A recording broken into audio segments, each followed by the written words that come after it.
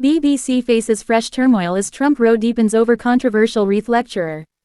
The escalating dispute between the BBC and Donald Trump has taken a new turn after it emerged that the broadcaster selected Dutch historian Rutger Bregman, an outspoken critic of the former US president, to deliver this year's prestigious Reith lectures.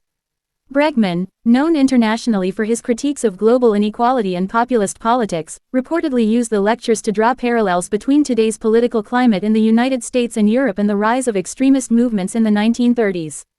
According to attendees, one lecture, titled A Time of Monsters and set to air next week, included references to Mr. Trump, Nigel Farage, and leading tech entrepreneurs, who were allegedly described with the phrase, a bit fashy.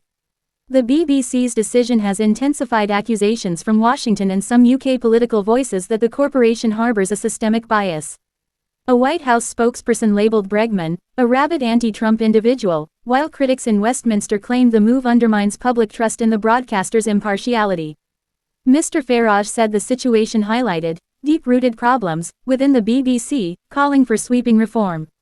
The row follows President Trump's announcement aboard Air Force One that he intends to pursue legal action against the corporation, with potential damages of up to $5 billion, £3.8 billion.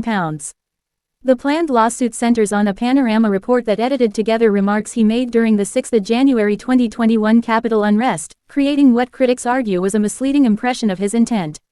A similar edit was reportedly made in a Newsnight episode 2 years later. Although the BBC has apologized for the errors, it has declined to offer compensation.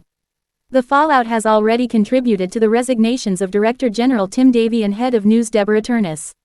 Senior BBC figures are now said to be considering whether contentious segments of Bregman's lectures should be removed ahead of their broadcast on Radio 4 from the 25th of November, in an attempt to prevent further diplomatic strain.